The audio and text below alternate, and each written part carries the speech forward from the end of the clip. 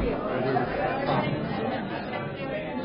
I want to do is just kind of put some people in the door so they know what client wants to. Because if they get too far over, they just have one. Pretty good. Right? Where do you want them standing? He's trying to get his foot. I can usually ask for doing too. Oh, I see. I just saw that. Now the microphone on the table, Ryan, is that the one they'll talk into? This covers, you can't really see what the top is there. Yeah, right about where you're at. Okay. Do we need to hold the microphone? Not that one. Okay. Yeah, that one's just picking up ambient. Okay. The microphone goes down. That one. Oh, okay. And that's the speakers, which then that will pick up. Gotcha. I get it. We have a folding phone. You've got a little microphone. I can stand out. And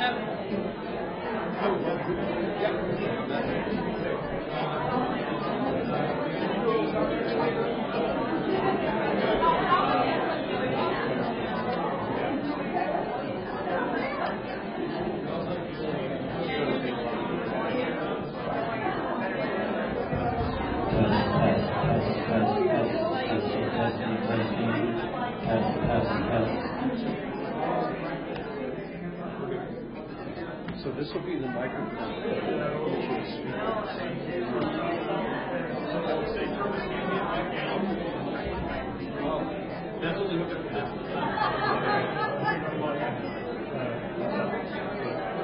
Do you want this turned down?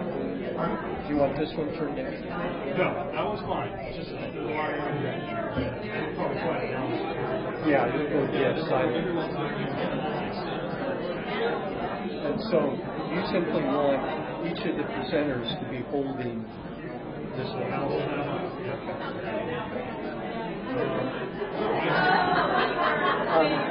We may be able to.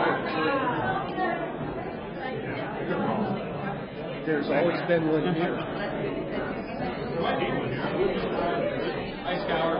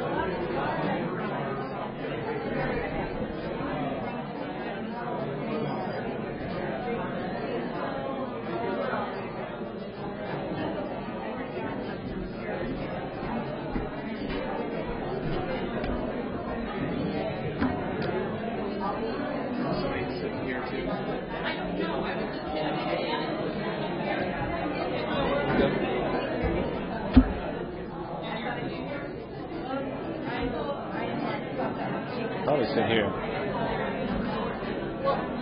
I did that tonight, but nobody's following him, so he was asking if this chair was available. Yeah, I don't care. Yeah. Oh yeah, let's all stay together.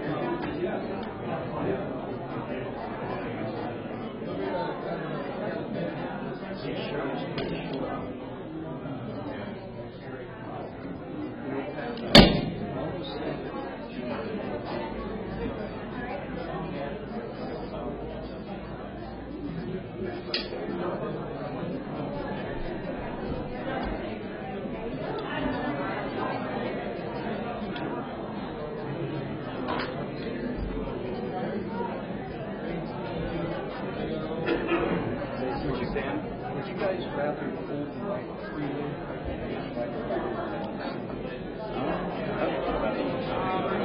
Some people kind of like this tone. Yeah, I feel like we're going to be doing some rotating just if we wanted to refer to our slides. So, more people want to, but I don't know if you can ask them. I don't know.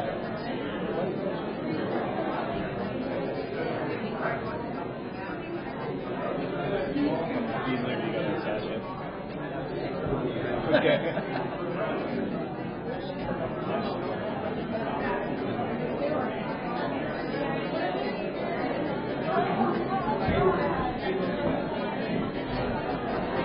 Just from a standing spot is good, so not in the way.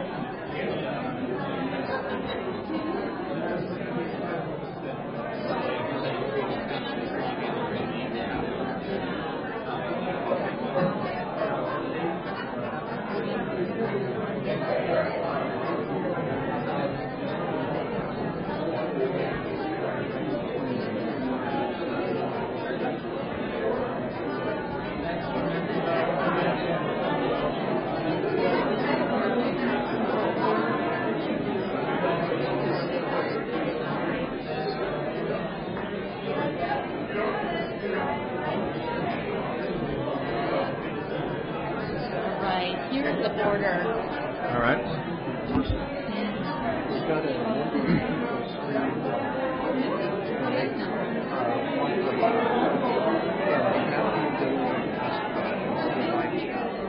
So I was going to give Ryan some cards. If there's a burning question, Ryan's going to write it down.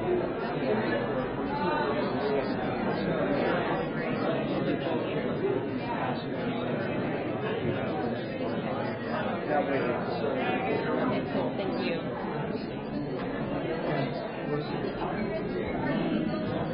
Oh, I should make sure everybody knows the clicker.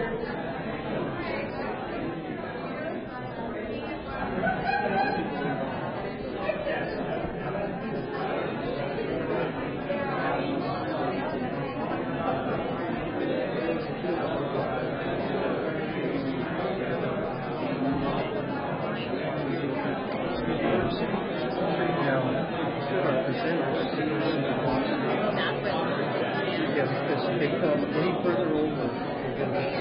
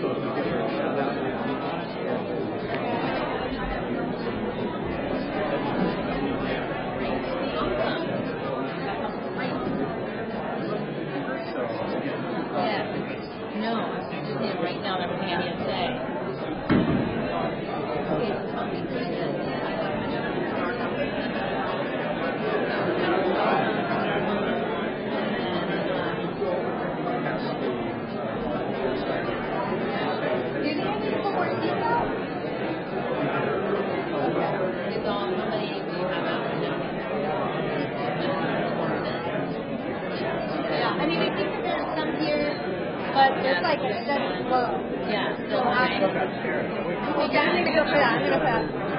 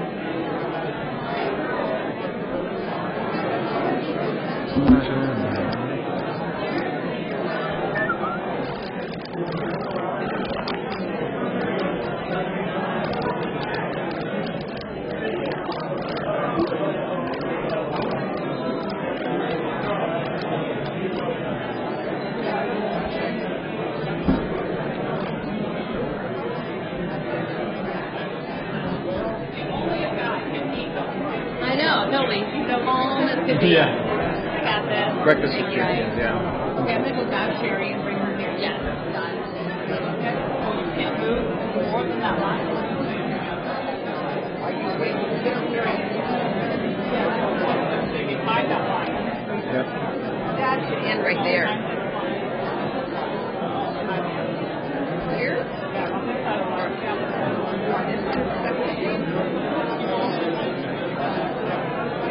Well, the side of the line is down lower.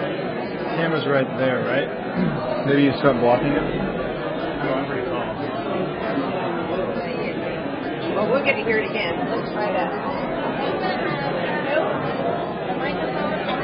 No, they don't. Take it away. Maybe we should tell them to these are going to be taped on or...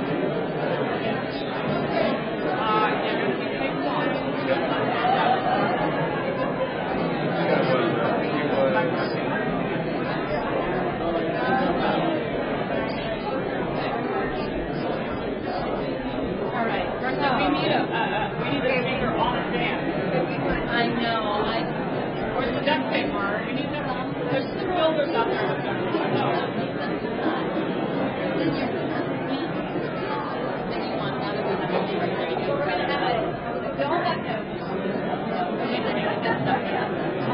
How they're holding those?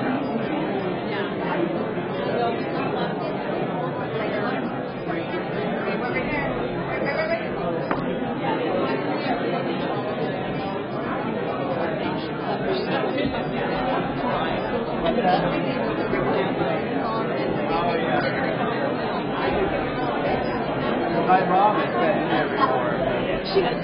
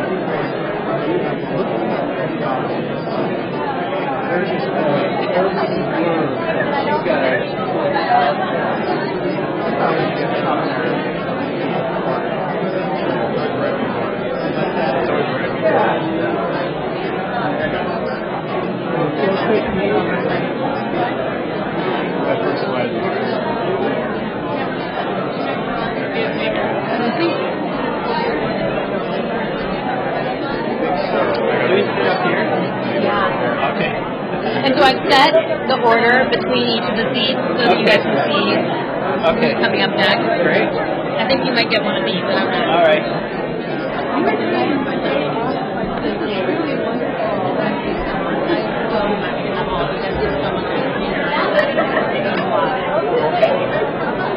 Well, I think we should take our places. Yeah. I haven't. Forward, back, yeah. No, I never use that.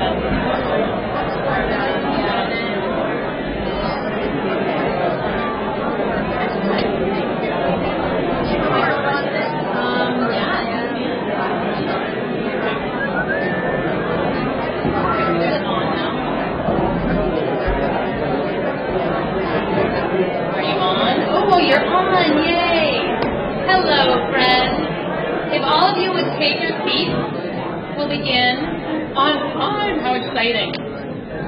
All right, so I've got to warn you. I know that you're in here and you're sitting down and it's going to get warm and we're going to turn off the lights. And I apologize for that, but it's for a very exciting reason. We are doing our first night of video recording the session and we're kicking off simulcasting the session so that chapters in other regions can benefit from the same content that we enjoy here in Seattle.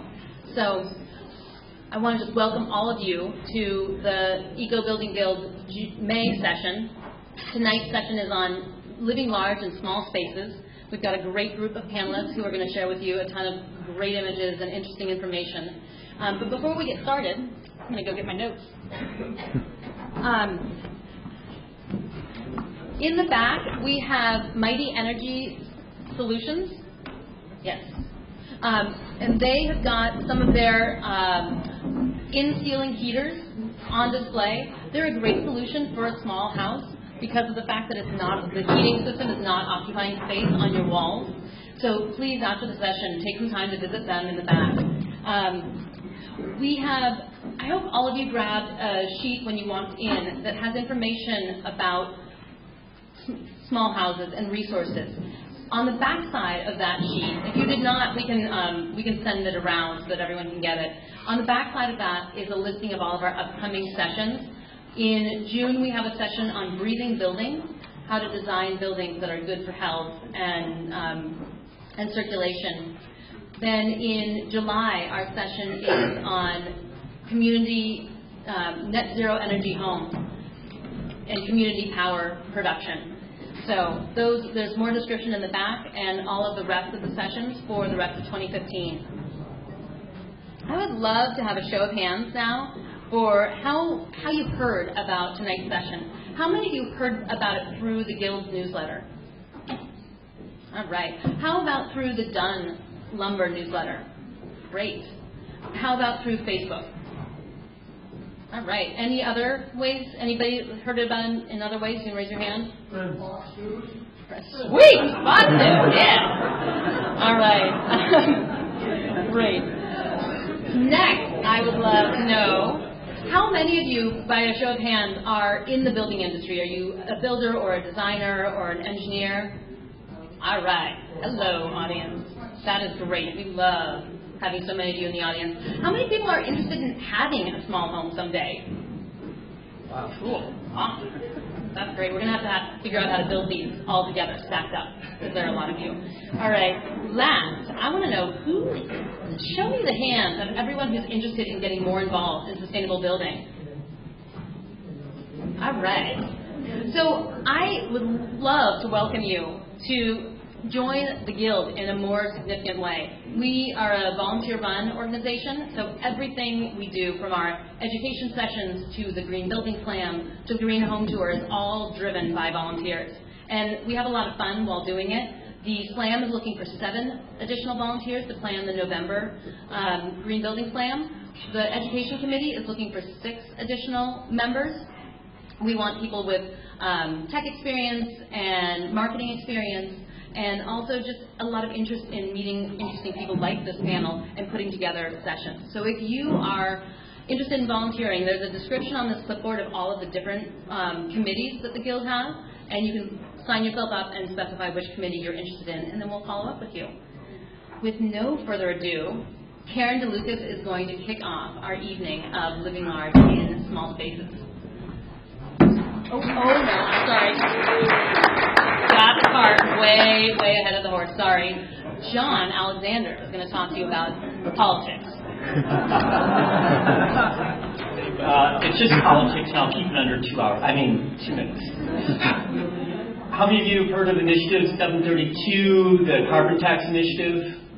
Great. Highly recommend you all sign it. Alan Ness has been coming around trying to pass around, get it to you. It's a very important initiative. It taxes carbon. It reduces our state sales tax by 1%. It gives a tax breaks to low-income workers. I think it's a really good thing, and I think it can make a more difference than much of what we've done in our lifetimes in green building. Pass it around. If you're interested in also passing the initiative, there's some extras over there, and come see me or Alan about it. Thank you.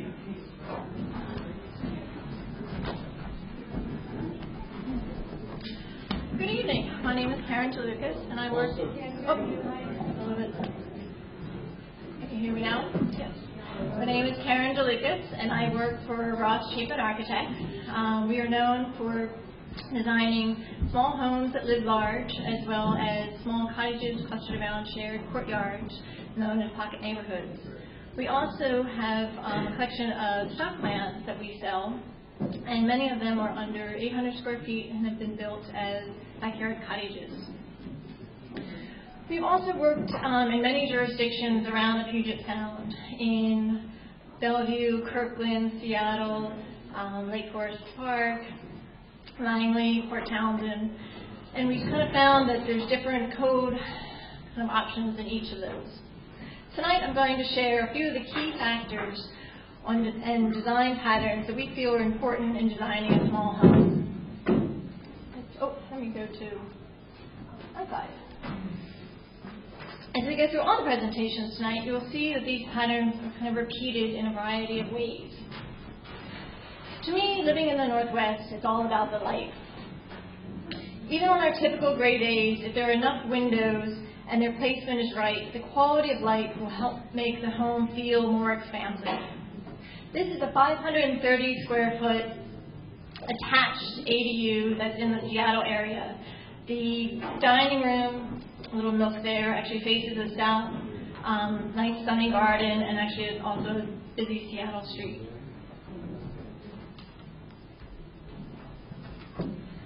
There's other ways to bring in light while maintaining privacy. One of those is using obscure glass and skylights. A design trick we often use is placing windows close to a wall to allow the light to reflect off that wall and kind of bounce around a room. It's also important to balance the light with windows on as many sides as possible. This is a 540 square foot attached ADU above a 2-car garage in Columbia City, and it's actually my home for the last 7 years. Another design feature of this home was the use of the center storage cabinet. This allowed for the separation between our living room and our bedroom, but kept the visual openness of the space above the 5 foot of the cabinet. This is not just a room divider, but a very useful storage unit, with bookcases and drawers on each side, and there's a TV in one. With the use of sliding panels, we were able to close off the TV and open it for either the desk area, or my husband was actually the builder, and he actually made the sliding panels operable on both sides, so we could actually spin the TV around to be either in the living room or the dining or in the bedroom. Room-sized front porches or back decks also go a long way in making a small house feel large. The indoor-outdoor connection extends the living space outdoors. We also have this semi-private space that creates an important transition between the public space and the interior of the house. And we'll go inside this particular cottage. This is a 635 square foot cottage and has a vaulted ceiling in both the living room and kitchen. And then we built a lower ceiling above the bathroom and closet area. This allowed for that extra loft space above. Loft adds quite a bit of livability to our home. It could be used for extra storage, it could be a small meditation room, and even be just a reading nook. We incorporated the skylight at the ladder to allow for a little additional head height. This is also a little bit where City of Seattle begins to differ from surrounding cities. In other locations, because the loft space is under 5 feet in height, it would not be counted in the square foot calculations. But in Seattle, all floor area counts. There is an 800 square foot maximum size for detached ADUs, accessory dwelling units, including all the square footage, as well as an attached garage and storage area. Now, all cities have maximum sizes and height restrictions, but they vary in how they calculate this. This is a home, actually one of our stock plans that we modified, and it's in Kirkland. And it has a 300 square foot mother-in-law above a 2-car garage, about 550 square foot garage. Here we utilize the upper deck as an extension of the living space. Now, as much as I like this ADU, it's not always appropriate to have such a tall sidewall along here. It's located on the north side of the property. It will block the sunlight of a neighbor. And this goes back to my mentioning about the under the 5 foot height.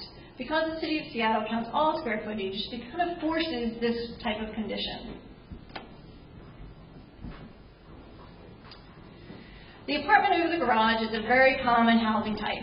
It would be good to see a little bit more flexibility in Seattle detached ADU code to allow for more appropriate scaled second floors. You can see in this slide the darker gray area has the same square footage as the previous ADU garage. So this dark area here is the same square footage as the section, kind of overlaid 2 sections here. It might be a little hard to see that. The steeper roofed center gable is a more typical construction form of an apartment above a garage. It's also more cost effective. These areas here, in other jurisdictions, the lighter gray areas would not be counted in that square footage. One way that we keep a lot of our cottages kind of scaled down and the bulk of them in more neighboring fashion is we build within the eaves. We actually try to use that roof area. Since the under 5-foot floor area is typically not counted towards the restricted floor area of a detached ADU or a cottage, we find it very useful. The sidewalls here are only about 30 inches tall, but you can see they're quite useful. You can put bookcases. The other side of this bedroom has a closet, and you can kind of push the bed alongside. So you actually, even though the counted square footage is only possibly just above the 5 feet, we actually are kind of using the whole floor area. And that is, I am done a little early, so that was kind of my presentation. So.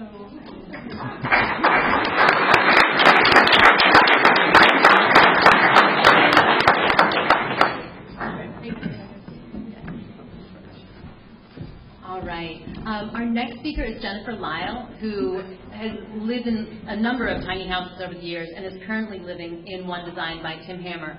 So come on up, Jennifer.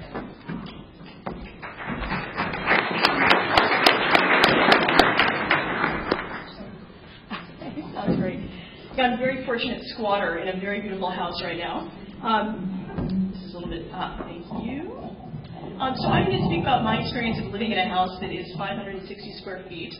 I am speaking as a single person tonight, but in case you are a family and wondering if this kind of lifestyle is possible for you, absolutely.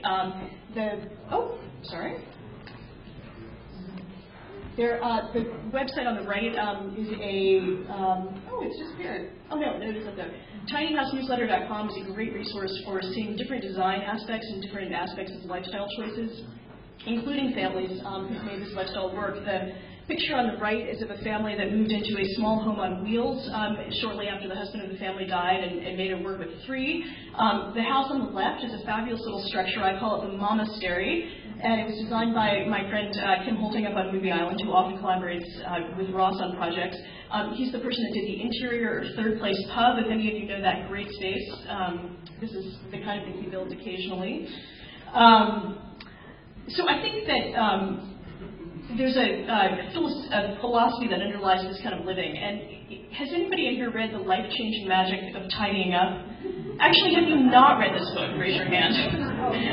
If you have not read this book yet, please get to Finney Books or the library and get it. It's by this fabulous book, fabulous woman named Marie Kondo, and her philosophy is really, if something does not bring you joy, you should not own it. So you can help to get rid of a lot of stuff and live a lifestyle based on owning less and living more. Yes, it is called The Life-Changing Magic of Tidying Up. The Japanese art of decluttering and organizing, and the author's last name is Kondo, K-O-N-D-O. She's been on a book tour in the U.S. of late, and it's really worth it. If you Google her, you'll come up with a couple NPR interviews and the like, and she's fabulous. When I travel, I often document examples of houses that are 800 square feet or less that seem to work really well for their site or area, and here's 3 examples here. The one on the left is in South Carolina, kind of a beach cottage, and the one on the upper right is somewhere in Europe, I can't remember where. And then the one in the lower right is kind of a special interest. Some of you may have seen this house last year. It was in the New York Times Magazine, and it was a couple in Portland, Oregon, who tore down a single-family house and put up a room, as they call it. What they said about it was, we never liked furnishing or cleaning or taking care of things we didn't really need. There's so much more personal freedom in going smaller, and that's, I'm sure, a philosophy that many people in this room share, and something that I think really underpins small house living. There can be kind of a misconception about what small home living is about. You know, it's not living in a tool shed. When someone came to my house for dinner, they said, wow, you're really living here in the lap of luxury, aren't you? And I was so happy they said that, because they live in kind of a large house in Wedgwood, and I thought it was great that they were so happy with the way my space turned out. And to get the most out of a small space, I really highly recommend using a design build professional or an architect who has experience with these kind of spaces, because you kind of have to get the most out of every square inch to enjoy living in the place. And we certainly had that happen in the house I'm fortunate enough to be in now. So as you listen to the presentation tonight, I really encourage you to think, that it is definitely possible to design and build and live in something that will work for your specific situation. There are many, many forms this can take. So what I like particularly about living in my house, we certainly heard from Karen about the use of light, and that's something really important to me. This house has been designed with matte glass, which we'll hear more about later, which really allows lots of light to flood in on both stories. I can even sit on the potty, as you can see, and be flooded with natural light.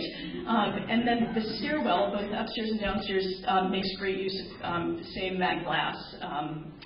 This house is surrounded very closely by 5 neighbors, and yet it still feels very private because of the use of this kind of matte glass. And that's something that's, I think, really important for me from a safety perspective. That's been a great feature. Another great feature that makes this house very workable is the use of sliding doors that can be opened and closed to create separate space. And this is a set of doors, sliding doors in between the living room and the kitchen. I've actually never had them closed except once when I had a house guest for a week from New Zealand, and she was tucked away down there, and the living room turned into a guest room, and we did not feel on top of each other at all, which was great. So sliding doors, fabulous design, and I'm sure Tim will tell you a little bit about where the inspiration for that came from. Karen mentioned repeating design, and one of my very favorite things about this house is the use of rectangles. As you're looking across this room, you can see how the rectangular shape gets picked up from the bookcase through the stair landing and over to the windows in the bathroom. And something special about these stairs is they're very open and airy. I have seen some great stair designs. Tumbleweed Tiny Houses, now called Four Lights, has started doing some stair designs that also function as a closet because they open from the back side, and that's a terrific idea too. But it does take away from the light and open feel that this particular stair design has.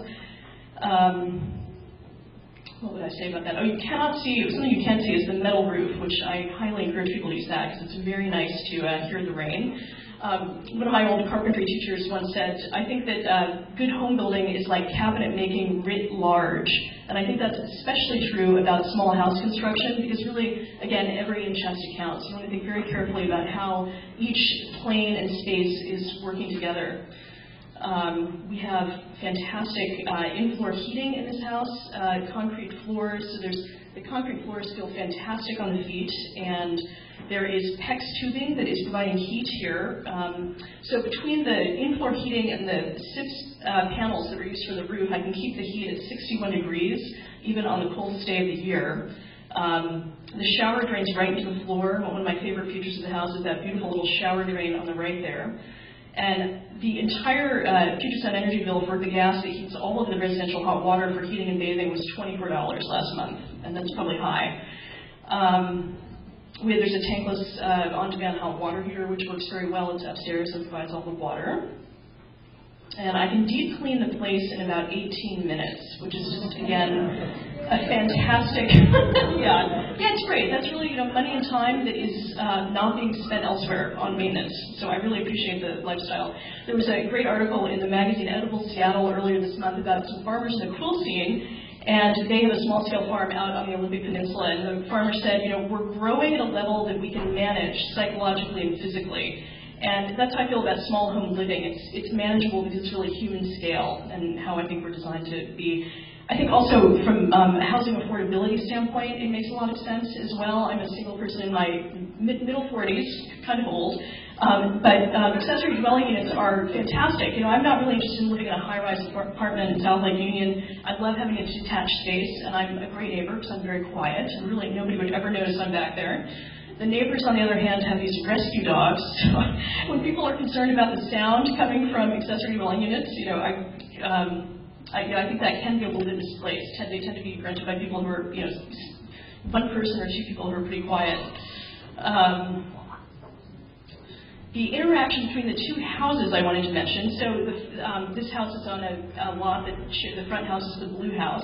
And so my front door is kind of smack dab in the middle of this slide. And I do have curtains on the left there because that's the view shed that faces the street. Although the door that the blue house uses for ingress and egress is kind of toward the front, so it doesn't really impact my coming in and out. In fact, we strangely hardly ever see each other. You think we see each other all the time. And then here's a view looking from the my porch, looking out toward the street. So this is one block off 85th, believe it or not. So we are extremely protected on all sides and have plenty of room for gardening, trees, plants, etc., and then a nice shared garden space that we try to copiously use. And Percy did ask me about storage, and in fairness, I do have to say that I benefit from this great 5x5 shed in the backyard for camping gear and stuff that I don't use every day. And I'm a real fan of garden trucks. There's great plastic trucks, so I just have one for every possible activity, like camping gear, sports gear. I just grab whatever truck I need for that day and go, and then stash it all away. And I've almost come to the point where I think I could live easily in this 5x5 shed. Worst came to worst. And we got an outhouse. I could probably be very happy back there since I've fully adopted the book, principles of this book. My most recent space-saving idea is I got a 3-basket fruit hanger for my underwear in the closet. And I'm so proud of that idea because it has socks, underwear, and other unmentionables. And it's just a genius space-saving thing. So buy yourself a fruit basket. You won't be sad. So yeah, that's what I'll share for tonight, but I'm happy to take any questions about the living in 560 square feet and how you make that work. Thanks.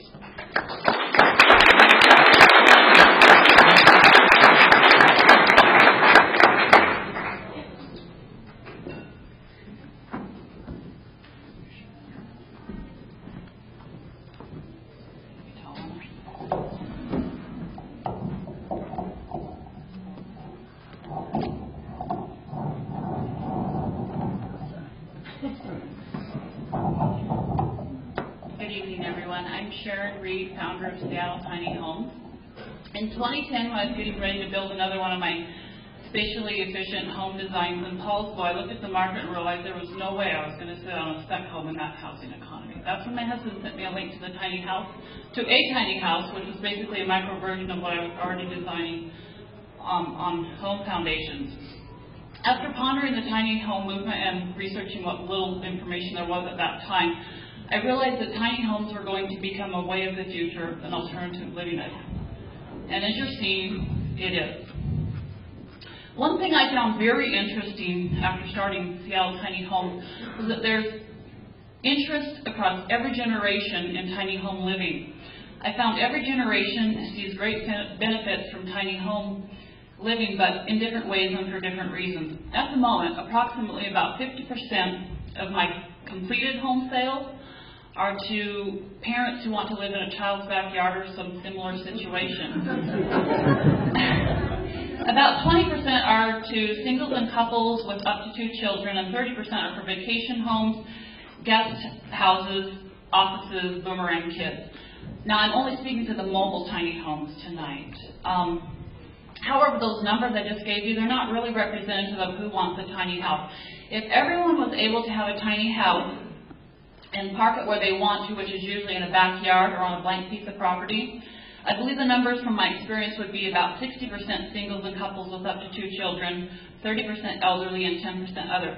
I believe part of the reason we are not seeing the true numbers yet is because the younger generation is more concerned about making sure all the zoning is legal, whereas the older generation doesn't care as much about what zoning means. But anyway, I'll talk about zoning here in a second. We also build partially built tiny houses. This is a custom-built partial home. Most of our partial builds for the do-it-yourself population are to young couples.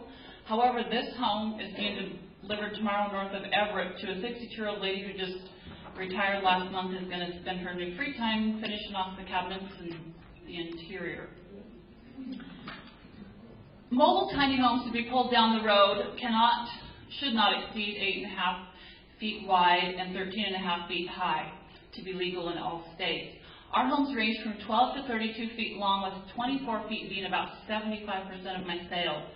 Our 25-foot home is, approximately about 190 on the main level, and you can make it about 120 in the loft. The lofts are, well under 4 feet usually. Designing a tiny home, for me though, was the ultimate challenge. I wanted our tiny homes to still feel like a real home, not like a cheap trailer. And I wanted the home to be warm and inviting and yet have all the amenities a customer would want, like a dishwasher and washer and dryer. I realized quickly to obtain my goals that I would have to switch out of my normal mode of designing in square feet and design in square inches. I focus now more than ever on angles of lighting, vertical space uses, windows, skylight placement, textures, colors. Every square inch in a tiny house has to be counted, even down to the depth of the doorknob. And every weight of every piece of material going in that house must be known and the strength. I guess I should change slides here. Sorry, that was my last paragraph. So, a lot of vertical space use there. And then, every square inch has to be scrutinized. You want to make everything double, triple purpose. It's been a whole new ballgame, and I absolutely love it. Some of the top reasons that I find people tell me they want tiny homes is, one, they're not bound to a certain place. We live in a very mobile society, and it's attractive to think, hey, I can just pick up my home and go wherever I want. Number two, the use, as I mentioned, for an ADU or a mother-in-law is a high attraction. I had one lady, an elderly lady, that had 9 children, and she was going to take turns living in the backyard. Number 3, people are environmental friendliness is a big one. Tiny homes go easy on the environment. 4, with a portable tiny home, you bypass expensive building permits and never pay property tax. There is a desire among many people to have less interaction with the government and all the bureaucracy that goes along with it. And with a tiny home, all you do is update your license tabs and you can go down the road. Number 5, you can say goodbye to a big mortgage payment. People are tired of being a slave to debt. And in 6, she already mentioned it, but you enjoy more free time. You spend less than 30 minutes a week cleaning your house. I often hear how a buyer is looking forward to having more free time to travel, engage in the community, spend time with their family. In fact, it's a common story. A lot of people will tell me, I want a tiny home. I grew up in a large home, and we spent our weekend having to clean that thing, and I never want to do that again. I should change some slides, shouldn't I? That was my zoning slide. All right. Zoning is our biggest obstacle. Is the biggest obstacle our customers face when they want to buy a portable tiny home. In 2011, I tried to get the state to create a new category for tiny homes like they had in Montreal, Canada at that time, called garden suites. The state looked at me and said, we have more classifications than we want. You are an RV, period, in the subject. So we have a certification as an RV travel trailer, which would be like the same certification as an Airstream travel trailer. It's nice to have a certification, so we're considered legal. And because we are a licensed RV manufacturer and RV dealership, our customers have the option to get financing. But the downside is, it makes us fall under the regulations and zoning rules for RVs. The problem with comparison is that mainstream RVs are not usually meant to be lived in full-time. They're definitely not built to last a lifetime, and they usually devalue property when sitting around.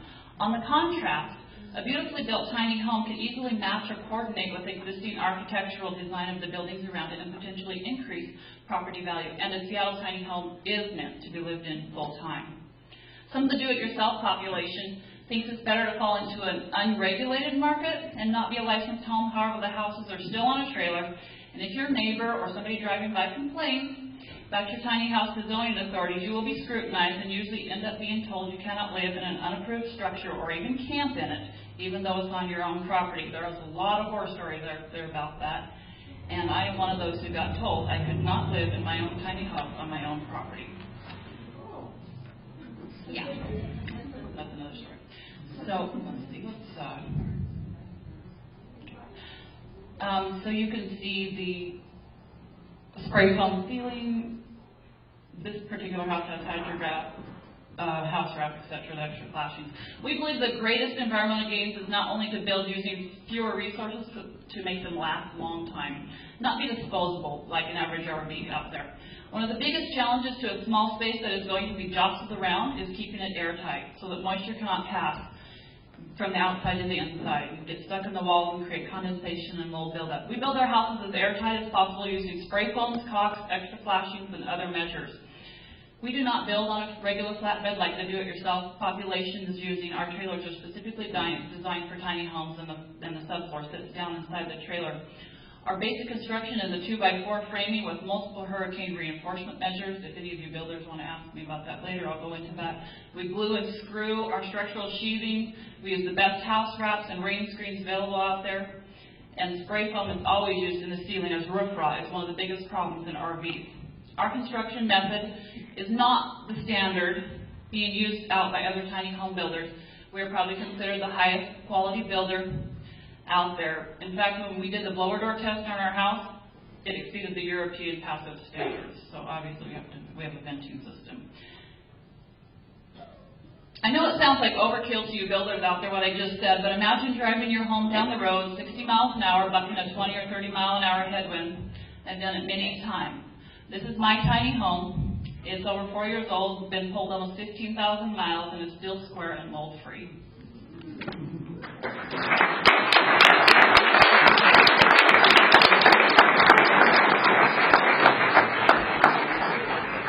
slides are getting cut off. No, they're fine. Oh, what the slides are? Oh, sorry.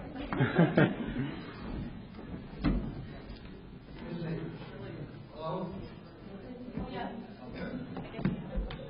What do you do about environmental regulations as far as wastewater regulations that goes gray water and septic water? Are you talking about people that are living in the house? Well, either way, camping or living. You're not talking about our manufacturing shop. No, I'm asking about the house. What do you do about? So we have a. This board of health is pretty strict on what you do with your wastewater. Do you want me to answer these questions now, or? I think we're going to do a Q&A at the end. Is that? Yeah, we should have about half an hour or maybe more time so that the panelists can all answer questions. So we're going to hold questions and then take them all at the end. Suspense.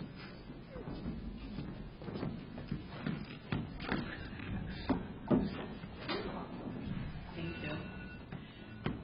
Can you hear me? So my name is Sheri Newbold, and I'm an architect at my firm, Live, Work, Play, Architecture and Interior Design. And so I'm going to talk about a personal project tonight that my partner Ross Chapin and I built together. We, in about 2009, 2010, we had the opportunity to buy a house, and we decided that we really wanted to buy a property that had a garage in good enough shape that we could convert it to a backyard cottage. And I, along with some other colleagues, had been giving a presentation about expanding density in single-family zones. It was Justin Vogel and Jim Burton and I, and we called it walkable, livable communities. And we were hoping that the detached accessory dwelling units would be allowed throughout Seattle, and so during that time they ended up being allowed, and then Ross and I bought this property and decided that we wanted it to be a short-term, in the short term we wanted it to be a rental space, and in the long term we wanted it to be a place where an older family member could live maybe 10 or 15 or 20 years from now, and so we wanted to plan for that future. And so we did most of the work, and Ross mainly did most of the work, and then we subcontracted out part of it. And so here's a little site plan and then floor plan. It's 440 square feet, and it was originally a 1.5 car garage. And right at the west and south corner of the property, right up against the alley. And so to go up, we couldn't extrude up in the floor plan because we wouldn't meet setback regulations if we did that, and it would start to become complex. And since we had just our own kind of skills to do this, we decided to just do an addition to the east that's small and extend our services through it. And then you can see, hemlock tree there to the southeast corner of it, and so we were trying to stay away from that tree with our addition, and I'll talk a little bit more about that. But while we were constructing this, a lot of neighbors walked through the alley and walked their dogs and would stop and talk with us because, we did this for about 3 years and on evenings and weekends. And I guess as an aside, by the time we were almost done, whenever one of us would start talking to the other, then the other person would say, "Oh, hang on a second, honey, I need to put my ear protection on." And just something else to point out in the floor plan is that it is an extra large bathroom for this size of space.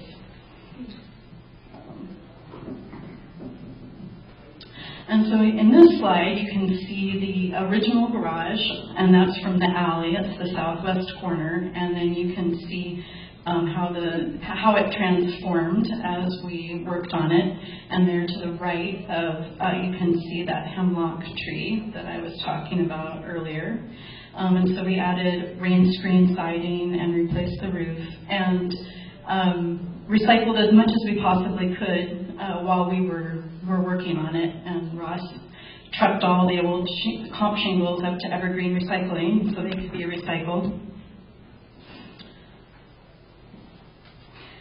And then to talk a little bit more about the hemlock tree that's there, we were carving through our whole backyard to extend the services across.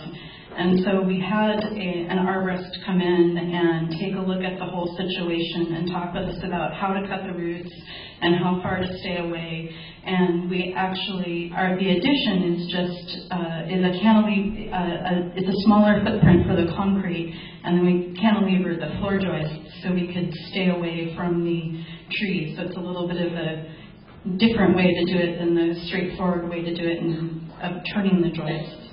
But you can see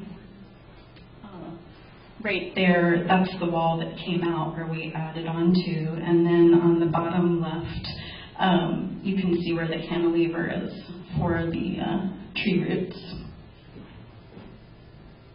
And then here's the original garage interior. It was a wood shop for the previous owner who had lived there for 60 years. So we had a lot of nails and stuff to clean out before we got started. And you can start to see the original structure of the roof that we kept and then just beefed up and added onto. And then moving inside, we kept the floor plan really, really simple and just built the bathroom into one corner, and it has some storage above it. And so on the top left-hand slide, you can see that before the bathroom was built, we built a floating plywood subfloor over the existing slab with Delta FL, and started adding a lot of windows, and ultimately vaulted the ceilings but kept our cross ties so that we could have indirect LED lighting. And then on that right-hand top slide, that's looking east towards the addition for the kitchen, and you can start to see the airtight boxes from Small Planet Workshop, and we were just trying to make things as airtight as possible while we worked on it. Bottom left, we used dense packed cellulose insulation, which they accidentally blew in fiberglass, and so we had them come out and vacuum it out and replace it. Oops, for them. And then in the bottom right-hand side, you can see where the drywall and the cross ties and the wiring where we started to add the LED lighting. And then to keep it really simple, we just filled in the garage door with the front door and a window, which is there on the right.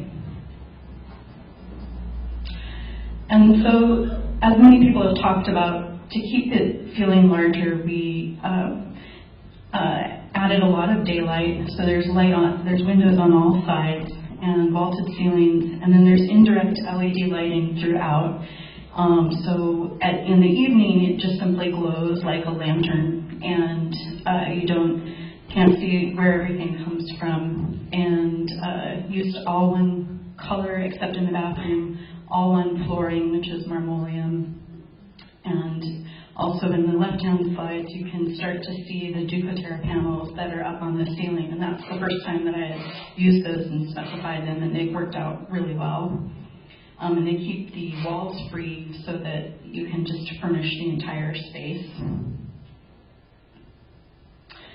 And then for future-proofing, for aging in place, we kept the front door at grade and made an extra large bathroom. And then what we also did was framed the bathroom door so that it could be converted to a 36-inch wide door later on if we needed to.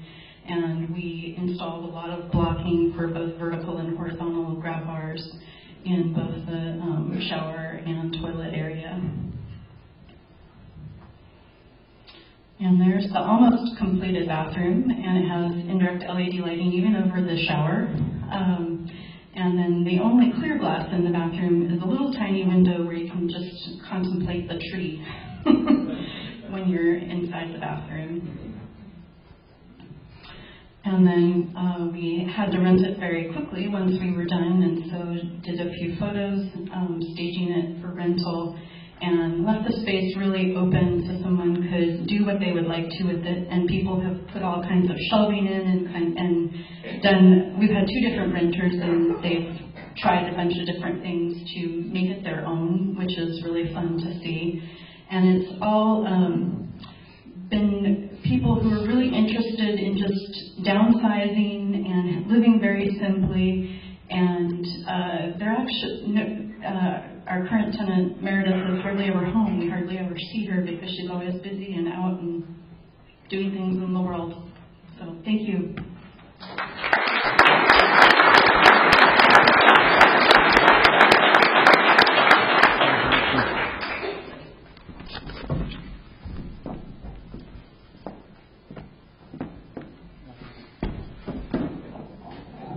I think this will be the highest it goes.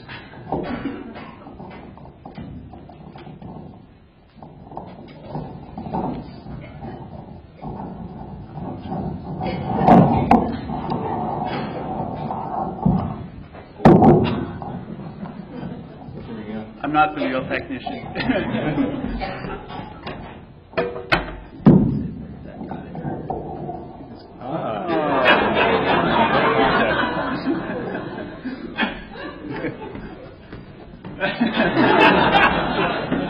How do you do that? All right, can you hear me? That worked. All right, hi, my name is Travis Abramson, and I'm with KeyBank. I'm going to talk to you about financing backyard homes and tiny homes. So I'll start off with tiny homes. I actually tried to help somebody out with this a little while ago, and a lot of the larger banks right now aren't participating in this. So what basically has happened, there's a lot going on in the industry with this. In 2015, basically the recreational vehicle industry of America reclassified tiny homes as RV travel trailers. So that's the vocab you're going to use if you're going to walk into a bank. RV travel trailers. And for the most part, like I said, KeyBank wasn't participating in this type of loan. And what I found out is that credit unions are the ones that are kind of in this market right now. So I think we're just off to the side, letting them kind of work this out right now, and we're going to learn from them. So I'm not saying it's not going to be something in the future, but I would say that would be the place to go right now. So lending is obviously, not only limited to just an RV loan or something like that. There's plenty of types of debt out there that you can utilize, different strategies. So you want to work with somebody like myself in order to figure out what's the best route for you to go. And let's see. So what banks kind of determine a creditworthy borrower? You've heard of a lot of different types of credit scores out there. There's also got to have income. What I've heard basically is that a lot of places out there say 640 credit score is the best or the minimum out there. And I would say 680, 670, somewhere around there and up. Then you're going to probably have a better time obtaining that, because sometimes the loan process can take a little bit longer than expected. So for tiny homes, 20% down payment is usually required, and terms are usually flexible but offer up to 15 years. and conditions always apply. Sometimes if you're using the tiny home to have it be a real estate secured loan, so you're living in it for a personal residence, that might affect how it's treated. It might not be an RV loan anymore. So you want to talk to the credit union about that. I just know what I hear from them. And typically rates right now for these loans are about 4 to 7%. And if it's not the credit union, sometimes even the tiny home companies will offer financing as well, just like dealerships do. Other things, is this too loud for you guys when I keep going like this? Yeah, all right. So, there's other financing options too. Unsecured loans, that's like personal loans. There's credit cards. Most places will take your money if you have a Visa and MasterCard, so that's something to look forward to. There's also private financing. That's where you can get a family member or a private party in order to help you invest. Or what I've seen work really well too, besides cash, is home equity loans and home equity lines of credit. And we'll get into that a little bit later. So, financing backyard cottages. Usually the best route depends on the cost of the project. And projects of $70,000 or more will likely require collateral. So, there's a couple different routes that you can go when you're doing that.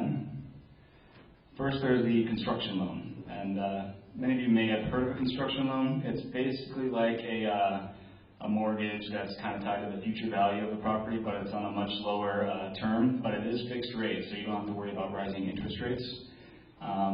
The only thing that I'd say about the construction loans is the future value of the property is pretty much based on other houses in the area that have sold with the cottage in the back.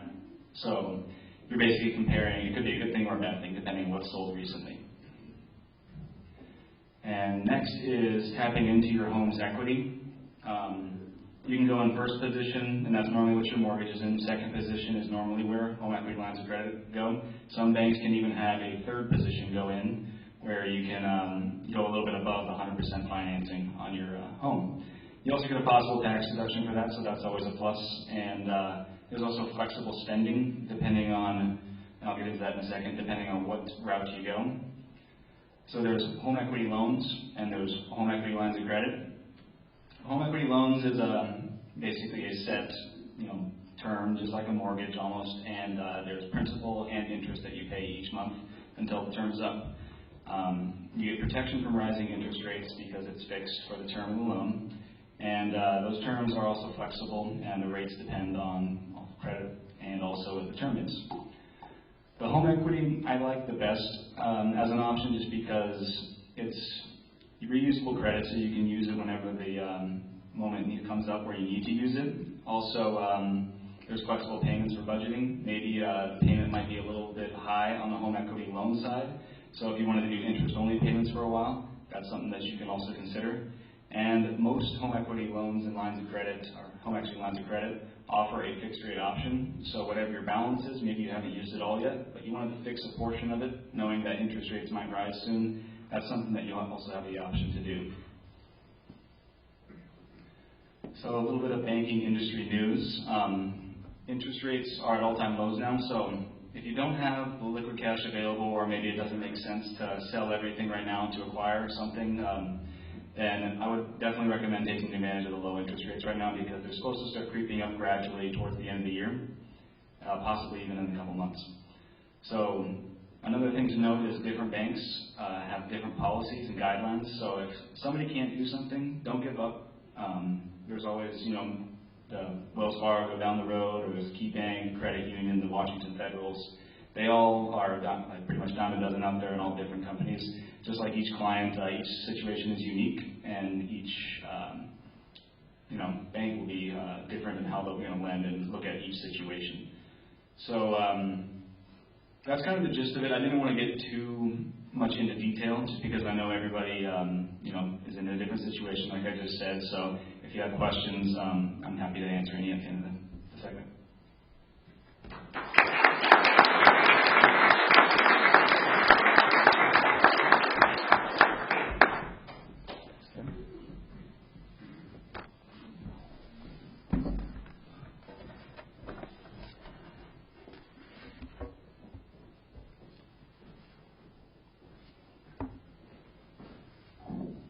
get it right this time. I'll be a pro by the end of the evening with this microphone stand. Good evening. My name is Tim Hammer. I am an architect with Cast Architecture. We're a small firm based in Fremont, and I'm here tonight to talk to you about the Lichtenstein cottage, which is a backyard cottage I designed for a client. It's located in the Greenwood neighborhood. First, a little bit of background on myself. My wife and I, probably about 12 or 13 years ago, bought our first home in Ballard. It was kind of a rundown fisherman shack, about 550 square feet. And over the course of 8 years, we renovated it. And during that time, I became interested in designing small spaces and returned to graduate school to study architecture. While I was in graduate school, I applied for and received a research scholarship to study in Kobe, Japan. We lived there for 18 months, and this is a view of our apartment, which was 400 square feet, and we're kind of standing in the entryway here, kind of looking into a living space. And so you could almost say that an interest in small space design really fueled my interest in architecture and kind of started me on that path. This is a site plan for the Lichtenstein cottage. The main house is also a small home. It was a one-bedroom house, about 650 square feet. When the client originally approached me, she was looking for some extra space, a place to do art, play music, work on her bicycle, and also had to be clean enough that she could have guests stay there. So she was looking for a place that had a bathroom and a place for people to sleep when she had friends or family in town. Right about the time that we started talking, the Seattle City Council passed the backyard cottage ordinance, which allowed for a detached accessory dwelling unit, or basically a rentable home. So due to that, we kind of expanded the program to include a kitchen so that she could have it as a guest house or a rental if she wanted at some point in the future. Looking at the site plan, the main house has the living and kitchen area right here, and the cottage, sort of the more public spaces, are right here. And we really created this shared courtyard in the site plan. And then as you get back further into the backyard, we really treated that yard space as private and made sure that the cottage wasn't necessarily intruding on the bedroom space of the main house, which is kind of in this back corner right here. And we were also mindful of what was going on with the neighbors and making sure that we weren't turning their private yards into, sort of having this cottage looking into them. So one other thing that's interesting about small space design, and this is something I really learned while studying in Japan, is the use of really small yards. So we've got this 5-foot yard setback here, and this property line actually has a 4-foot high retaining wall, so it's quite private right there. The property behind us steps up 4 feet, and in Japan you have this really high density homes crowded in on each other, and they take these small spaces and they create these really, kind of amazing manicured Zen gardens that you can open the house up to and really get that sense of connection to life and the outdoors. And it can be done in the most minuscule space. So, when you're looking at opportunities, particularly when you're working with backyard cottages, those residual side yards aren't something that you should throw away. You should really think about how to utilize them. This is the floor plan. The main story is about 350 square feet, and it's really sort of a great room idea. We wanted to keep it open as much as possible to make this space as flexible as possible, but also to kind of give it a sense of spaciousness. The loft is exactly 200 square feet, and that's an important number because anything above 200 square feet and you're required to do a legal egress stairway, which takes up a lot of space. If you're under 200 square feet, you can do a ladder or a ship's ladder, or pretty much any means of access that you want. So when you're planning out your space, if you're trying to save space, have your loft under 200 square feet. This is a photo inside, and actually Jennifer spoke earlier. This is a home that she's living in now, and she mentioned the sliding doors here that separate out the living room, and her use of those doors was actually what we had hoped and intended. She's able to have guests, can partition off that space, and they have a nice private place while they're visiting. One of the things that you'll note throughout the house, these doors are matte etch glass, and as you're looking at, walls are semi-transparent. And the idea is we want to open the house up to as much light as possible and share it as much as possible between the rooms. And that's maybe a key ingredient to making a small space feel much larger than it actually is. And that's just washing the whole space with natural light from as many sides as you possibly can. This bathroom, you can see that 4-foot high retaining wall. One thing that was important to Kate, even though it's a small space, she really likes to sew. And so we kind of set aside some extra space for the bathroom, much larger. You know, we weren't interested in kind of making it the minimum size possible. We wanted a place that she could go and bathe and relax. And we used this side yard space as a nice private Zen garden. That bike there is funny. It was kind of leaned up in the backyard against a tree when we photographed. This is several years ago now, and we kind of scooted in there for the photo and visited Jennifer before this presentation, and it's still there. Wish I thought it was still on. This is the loft space. You can see this window right here is actually looking directly into the neighbor's backyard, and it would really feel like to the neighbors that there was this guard tower kind of looking into their space. So rather than have it be clear glass, we went to a matte etch glass that maintains the privacy both for the inhabitant of the cottage, but also kind of allows the neighbors to feel like they're not being spied on. And that's a really great trick used throughout this cottage, and just being selective about views and, you know, letting in as much light as possible, but not creating a fishbowl for the inhabitants of the cottage or for the neighbors. This is a view looking into the kitchen space. The island right here is movable. It's on wheels, so it can be shifted around, used for either eating or preparing food. The ladder to the loft is floating stair treads, kind of another trick to keep the space as open as possible, even though we're getting this circulation utility to the second story, rather than have that be a solid obstruction that visually would cramp the space. We kind of kept it light and transparent, another trick to helping you make small spaces feel large.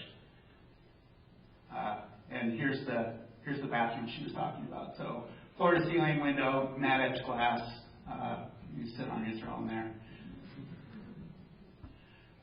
This is a great opportunity in just about any house, backyard cottage or otherwise. Every time you've got a stairway, you have an opportunity for sort of double height glass, and really allows light to penetrate deep into the core of this particular structure. So kind of trying to take advantage of those opportunities wherever possible. All of the timber that you see in these photos is actually recycled from an old warehouse here in Seattle. And it really gives, the cottage is several years old now, but it really gives it this feeling that it's been there forever. A lot of character, as well as it was great to be able to kind of increase the life cycle of this really beautiful old fir that had been around for 100 years in another structure. And probably the final and most important thing with the small space is, you know, connecting it to the outdoors and really sharing the space that's surrounding the home with the interiors of the home. And so as much as you can do that, you're really, doubling or tripling the apparent size. How do you feel the space? That's it.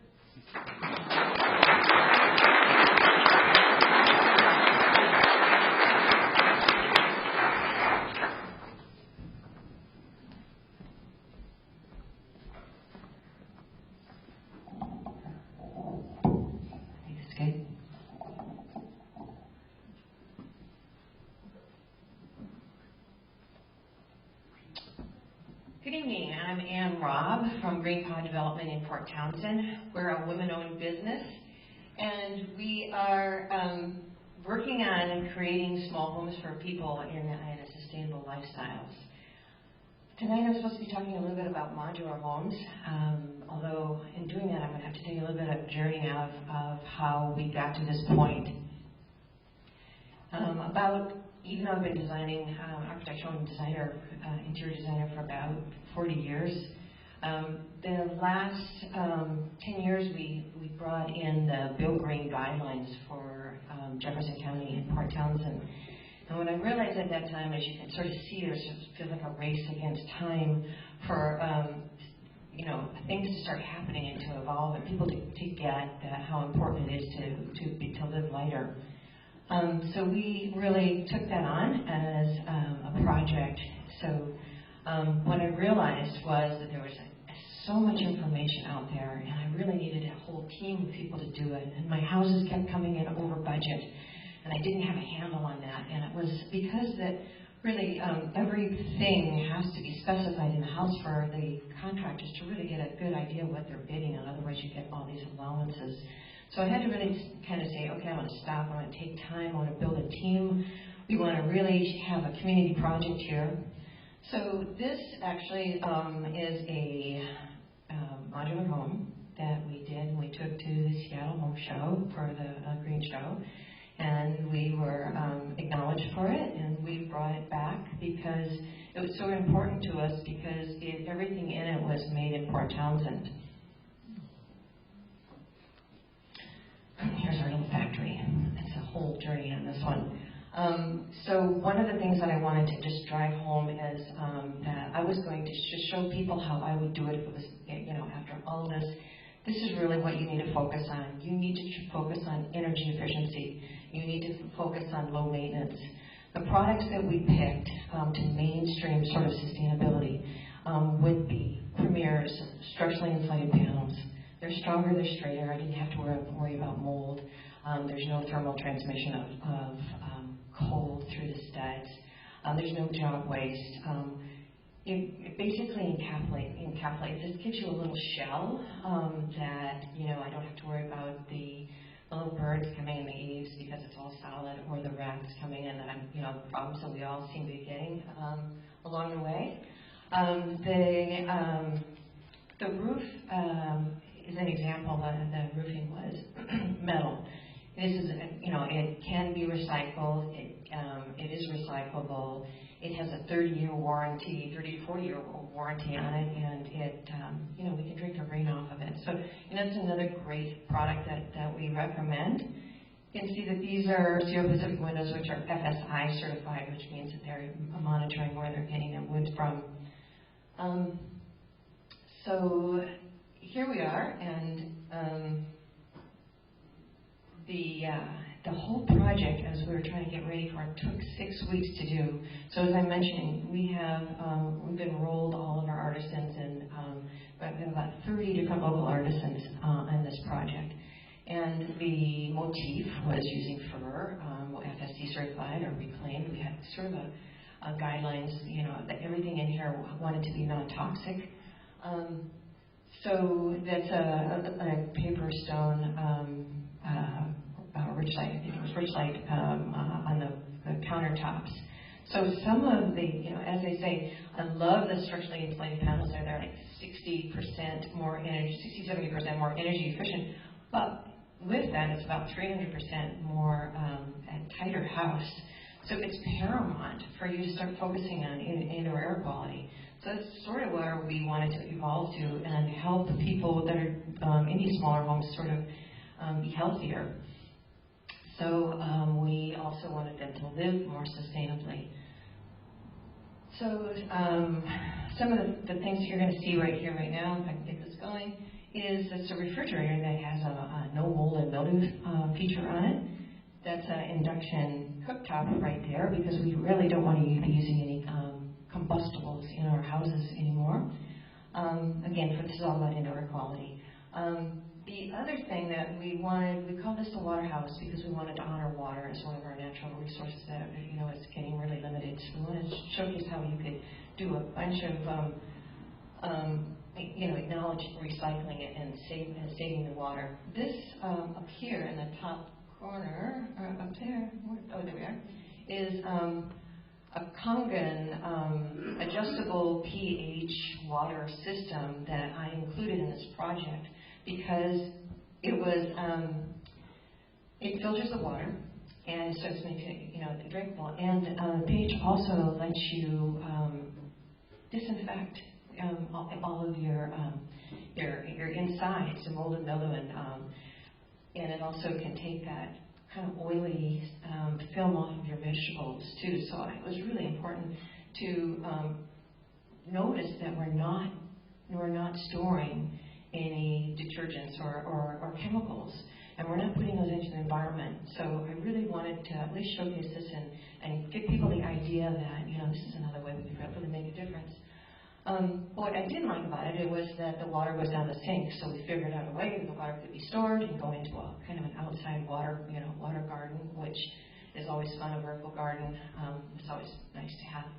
So the idea, I sort of took myself as a model because I wanted to be so green, but I was lazy, and so there was things like composting. How do I do that? So I invented this little chute from the outside. And also those smelly little things can stay outside right there with the recycle bin, because that's what we want to do, is we want to start making these things easier so you do it. Hopefully you find that we've done some innovation in storage on our cabinets. This right here is part of the furniture that you're going to see that we're modulating, so keep your eye on that. So the idea of this now for me was that this is actually the floor plan of the water house, and each one of these areas are places that we can invite people to have our artisans or our people in town to be making these products. So, like for instance, A would have been either a Murphy bed or a desk area. You'll see this one. We could modulate the furniture and armoires and things. So you really want to create as much flexibility as you can. So all of these products that we're trying to create is so that you can live in smaller spaces with a lot more versatility. You can see even here, this was that piece that we just focused right there. That's the stacking table.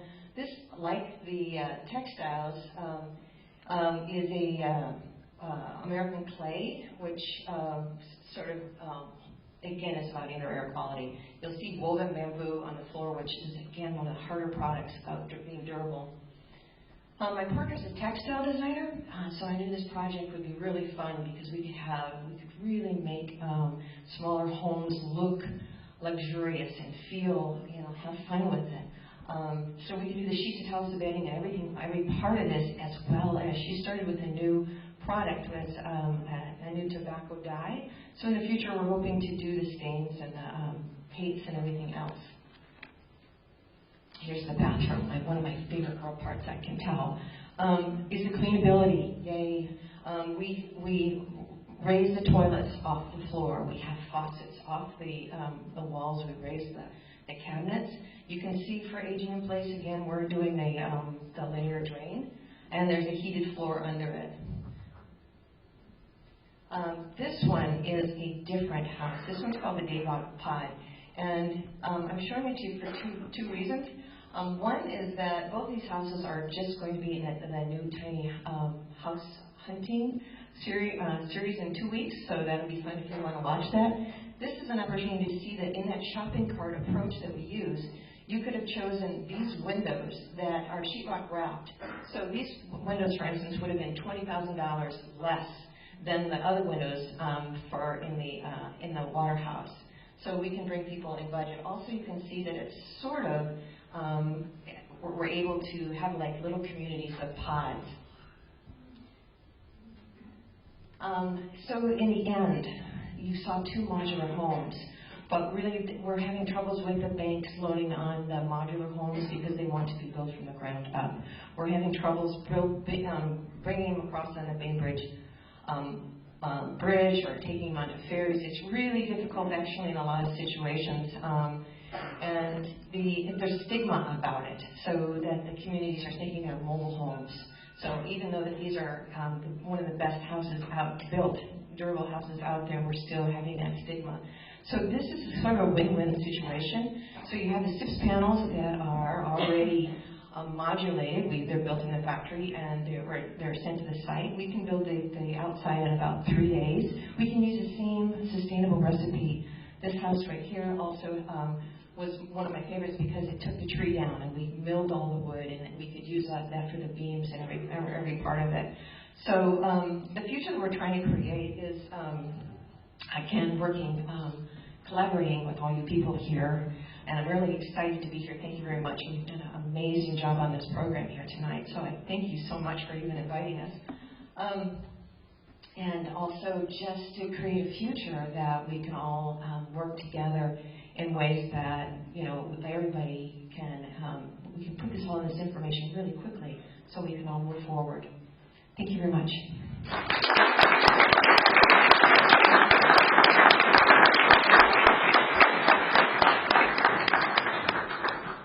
Thank you all so much for your presentations. It was so incredible to see so many images of different small houses and to hear the perspectives of lessons learned. And I know there are going to be a lot of questions in the audience, and I think that our questions will probably extend beyond this evening. So Doug and John are going to start a chat group for people who want to carry this conversation forward about tiny houses. So I'm going to send a clipboard around if you want to put your email address on the list to be involved in the conversation. Put yourself on and we'll start it out. So right now I'd like to open the floor up to questions that you guys have for any of the panelists. So go ahead, raise a hand. All right, right here. Hi, by the way, there is a tiny house meetup for Western Washington people for Festival. I'm just wondering what is being done on the legislative front. One of the things that I think we've all been running into when we look at this is the legality of being able to live in one of these things in our house, especially if we can't hide it somewhere, or we have a neighbor like let's just call him Bob. That will complain because he has theoretically. So I'm just wondering if other people have any information about what's happening on the legislatively, citywide, statewide. There was a bill introduced in the state this year, but I haven't gone anywhere. So anyway. So for any of you who didn't hear that question in the back, the question was about what's being done legislatively to allow for these tiny houses to be built, and how are people interacting with neighbors about NIMBYism related to tiny houses?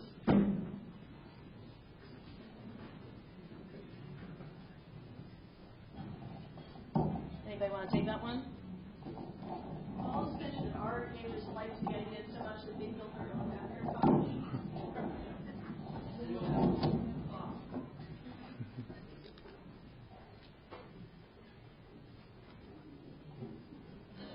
Anybody interested in making it happen? We try that.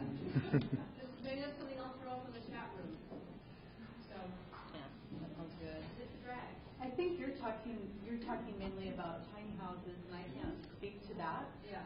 But for the backyard cottages, I know that City of Seattle is really interested in promoting them, and I think that they want to see somewhere around 5% of the buildable lots actually end up with them, and they're studying right now how to maybe shift rules or incentivize it in some way so that it will encourage people to build them more. I'm familiar with that. I'm particularly interested in the tiny house on wheels because this world, our country in particular, so it's so darn movable. Thank you.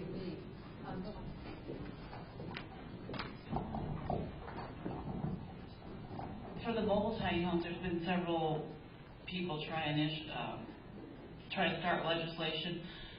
I have had one county commissioner talk to me in the Snoqualmie area, and he's trying to promote the portable tiny homes as ADUs, even though they're portable because it's in a flood zone.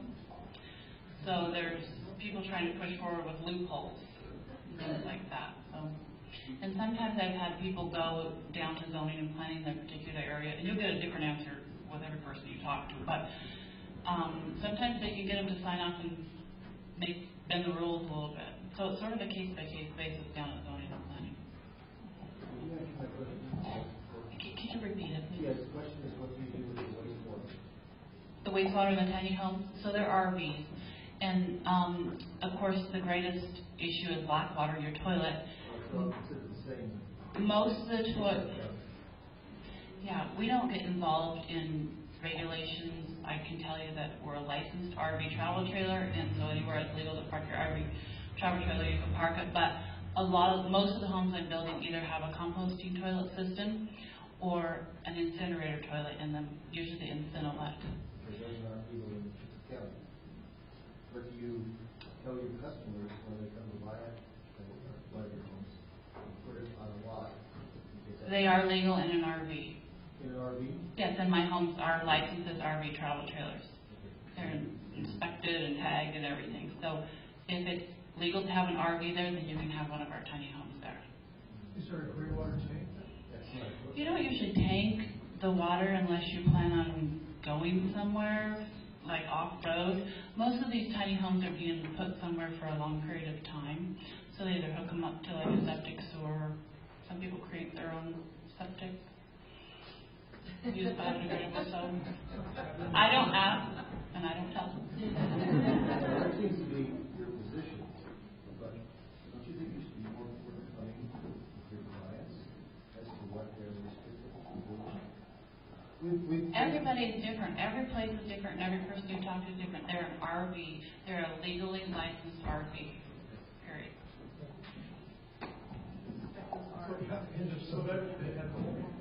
No, RV does not have to have a holding tank. Holding tanks are more for people going camping.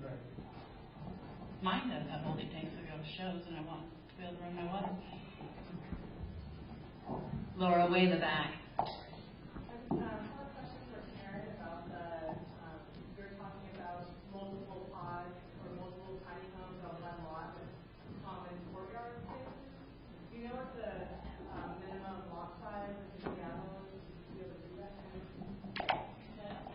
Was your question for Karen or for Anne? Karen is talking about having maybe it was a tiny home. Cottage house for detached. Oh, for the cottage ordinance. So the city of Seattle does have a cottage neighborhood zoning. From what I have found, like looking around, it's really mostly allowed in an L1 zone, which you can also have townhouses, and it's just not feasible. It doesn't make kind of financial sense to do that. In the surrounding, all the other cities around Seattle, it's just much more friendly towards cottage development. And so that's kind of why in our projects, we've done one in Redmond, Shoreline, Kirkland, and they were just much more receptive to that. And that basically, I feel, when I've looked at it in Seattle, yes, they are allowed in certain neighborhoods and in certain zoning, but it really makes more sense in a kind of a transition between single-family residential and L1, that it should be allowed in just single-family neighborhoods with a certain size lot. But right now, I know that the city of Seattle has looked at cottage housing over the years, and I kind of feel that there's not a lot of political will to kind of push that, because it's basically, again, it makes more sense in a single family neighborhood, increasing that density. Yeah, because you may have been the person that was already there. You like the single-family neighborhood, and then all of a sudden people want the cottages and the back. And so you increase the population and everything else above what you wanted to move there in the first place. Yeah, but we're also already doing that with backyard cottages. You know, we're going to need to do that with the Growth Management Act. I mean, we need to look at other ways to bring density into our city. And I feel cottage housing is a small, just looking at the scale of the houses, you can bring it in its, I know, say, was it 1999, Seattle had a kind of demonstration project, and there was a great project done in the Ravenna town, or Ravenna cottages. And, I know a lot of the neighborhood around that was very much, oh no, we don't want cottages, but that's a great project. And it's a kind of a low impact way, I think, to bring density. I have one little question to go with it. When I was building, we always had to have, and you always had to fight the city over, not fight the city, but when it would work, you had to have a certain number of feet for your backyard setback. So I've noticed these backyard cottages, they're 5 feet away, where normally 100 feet wide would be 20 feet. So did they just sort of say, okay, if you want to put this in, what happened there? Well, they passed an ordinance. Could you repeat his question for the folks? So his question was basically wondering how these backyard cottages can be built so close to the property line, having only a 5-foot setback in a rear yard. And basically, the City of Seattle did pass a ordinance that allowed for detached, mother-in-law backyard cottages to be allowed in the rear yard. Now there's certain restrictions, size, bulk. You can only, I think it's off the top of my head, I'm going to say it's about 40% of that rear yard can only be covered. But yeah, I think does that answer? Yeah, that's got to look. But do you have to provide anything for the extra vehicles that go up? Yes. So for every dwelling unit on a single family, you have to provide at least one parking spot. All right, by the column in the striped shirt. I was wondering, does anyone out there tiny homes that people can visit because if they're interested in building or living in one, to just go and see in person in the area? Do you mean, did you say Airbnb? Do you mean tiny homes on wheels or the small? Okay. Like, do you have a showroom that has like a lot of homes like that? If you join that meetup group, there's actually often they go see tiny homes that different people have built. We do have a model home. We're a custom builder, so we don't pre-build our models. But we do have a model home in Paulsville that you can visit by appointment only. Just email me. And they're sort of beyond the do-it-yourself, or they're quite complicated, usually with dormers and etc. But we do sell partial builds for people like you. There's also going to be a tiny home tour in, of course, Portland. So when they can. And also, it's all mandatory. You can come on the Northwest Pavilion and go through your home tour. And there are lots of tiny homes on the street. Yeah. Thanks. In the hat. Question for Sheri. What would be the top 3 reasons to do it yourself, or are you going to do it yourself? So that's Ross. That's a question. So actually, after our experience of building it ourselves, I actually have mixed feelings about doing it oneself because it took a lot of energy and time away from a lot of other things. So I would say that if somebody is really excited about doing something themselves, that they really kind of look into their heart about how they really want to spend their energy for a long time.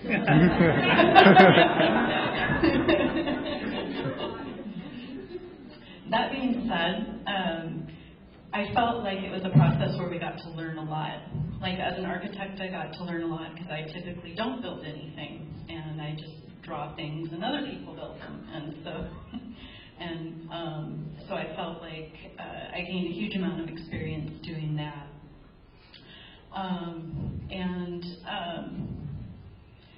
A lot of times people think they will save money building things themselves. And you can, because you're not paying for someone else's expertise, and you're not paying for their time, and you're not paying for the risks that they take for being a contractor and building something. But in terms of heartbeats, I would say it ends up being kind of equally expensive, just maybe not as expensive in cash.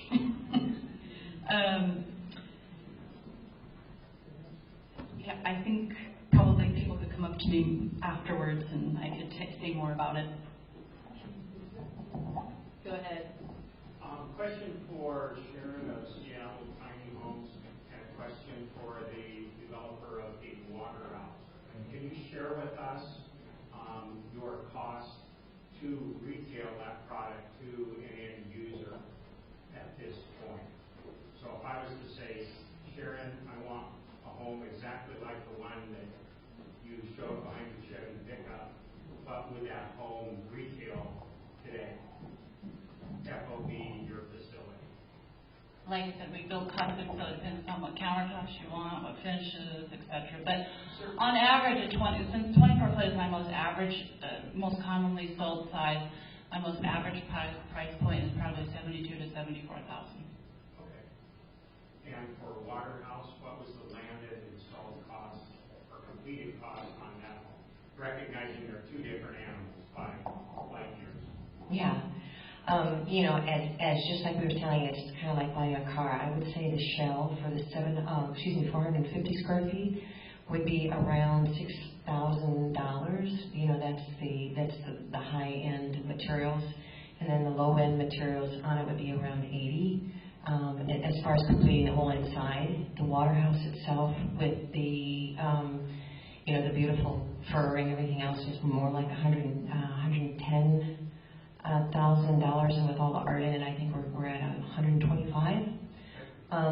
So that's just and just remember when you're building small that the most expensive parts are your kitchens and your bathrooms. So when you get these prices, they seem outrageous, but you can double. I mean, that's one of the reasons why we got the supersize thing going, because they go, oh yeah, we can only have, there's only $100 a square foot. I go, yeah, but look, he had a big stupid house.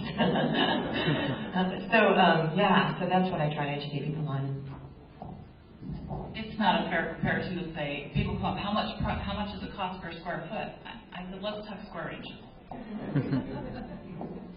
I mentioned too, I've been on the listservs of a number of small home companies that more the trailered houses, and there are a lot of people that have them for some years and then don't want them anymore. And on the Facebook pages of those companies, you can often find people who say, hey, someone interested in moving my small house, and those are under $40,000. So just take a look at the sites of companies who are building something you want and see what you can find there. George. Yeah, so I read between the lines, one of the things that may be successful is borrowing space immediately outside, like on a deck or a patio or that little 5-foot strip in the back. I'm wondering, what about space beyond the property lines? How important is the wider neighborhood making these things sort of sustainably habitable and successful and fun? I can.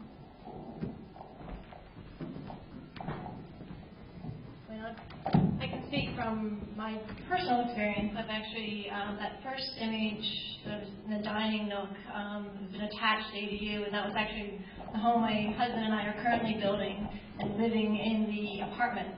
And what we try to do is really look at the neighborhood as a context and kind of use actually a Japanese term of the borrowed landscape and kind of try to create the vistas out of the apartment into the surrounding neighborhoods to kind of take advantage of the views, kind of diagonal views out to the surrounding, but also paid attention to the context of the street and keeping in scale and creating a garden for the people, our neighbors that walk by.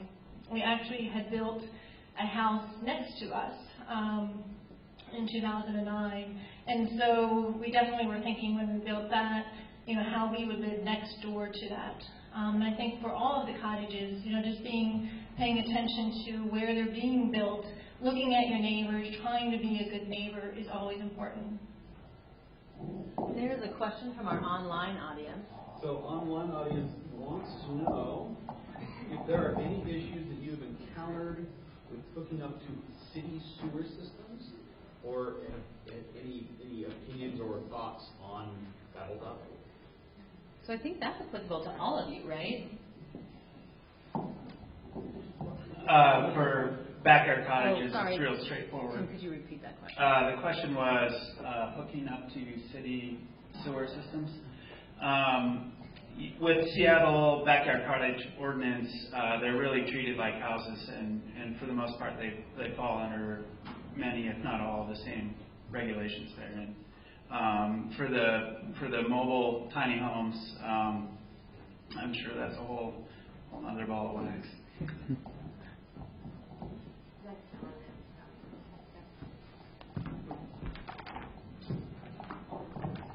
That's a kind of a loaded question because there's two parts to that. There's one, the impact fees that the jurisdictions will charge you.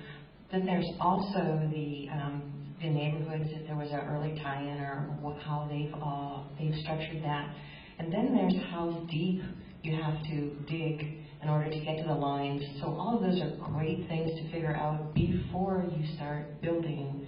And it's to knowing all the infrastructure, sewer and water costs that are part of your project, including your foundations. Every lot's different, so there might be certain things that you have to really think about before you even start. I think that's one of the hardest parts is that they don't do the research up front.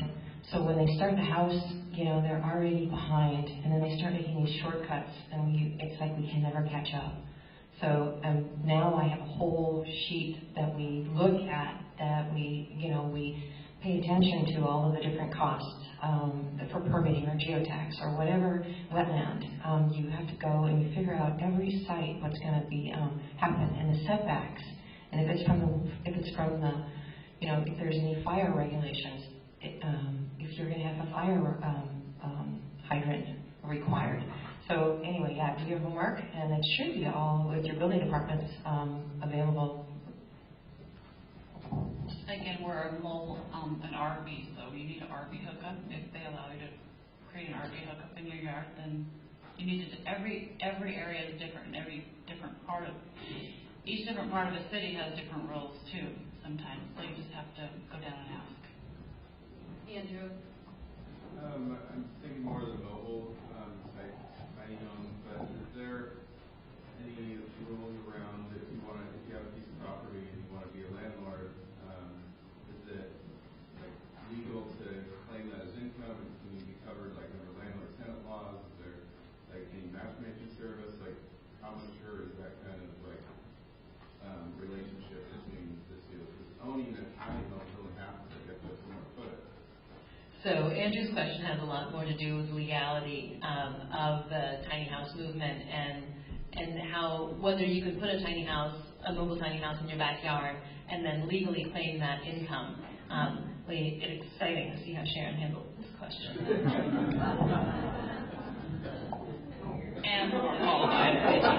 Thanks, guys. I thought I was going to be able to answer this one, but I'm beginning to wonder. So, it's again, that was a twofold one. One is that different cities approach renting differently. So, it's especially with Airbnb, it's sort of a loose cannon right now about are we collecting taxes or not. So, the other part is that every county or every jurisdiction has rules for that area about whether they're allowing them in the city or the county or not.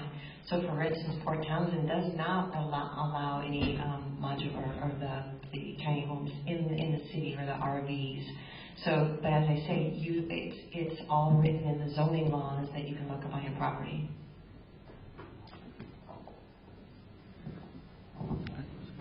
Go ahead, Mahat. I have kind of a philosophical question. In Seattle, there's already a lot of single-family houses.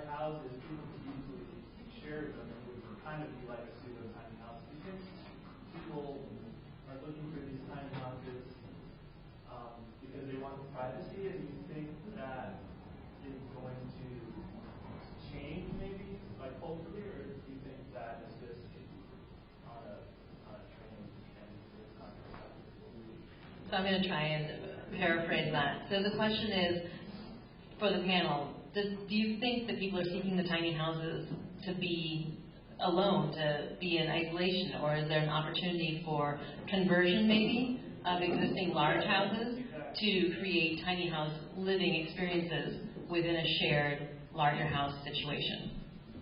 Did I do okay? Yes. All right. I'm going to just quickly say that I was very interested in intentional communities until I turned 32 years old. And then I was kind of done with that. So I love the idea of that. But I kind of think it's an age thing. I think I would have a hard time sharing at a certain age. I don't know what other people think. 4 years old and 32. You have a hard time sharing. See, I think it's sort of cyclical. Do you remember how we used to have boarding houses, and that's what they were called? So I disagree. I think that a lot of people are sharing their house. I know I do. I did a lot of outside entrances, so I could use those parts separately and change them into it. I mean, as they say, when you have a big, stupid house, you have to start thinking about innovative ways to really make it make sense. So I'm enjoying sharing it with a lot of different people. So I invite everybody else to do it. It's fun. Can I give a plug for a great program up on Whidbey Island called WISH, Whidbey Island Share a Home, and it is exactly folks that are sitting in these big houses and do wish to make rentals available. I don't know if you guys are doing something in your county, but it's been extremely successful, and I believe that there's much more demand for that than there are houses among people of all ages. And just to add to that a little bit, I would say I think there's just a trend for people to want to live in smaller spaces in general, whether it's a larger house divided up or whether it's a tiny house of some kind or a backyard cottage. I think people just don't need as much stuff and they don't need as much space as we have for a while.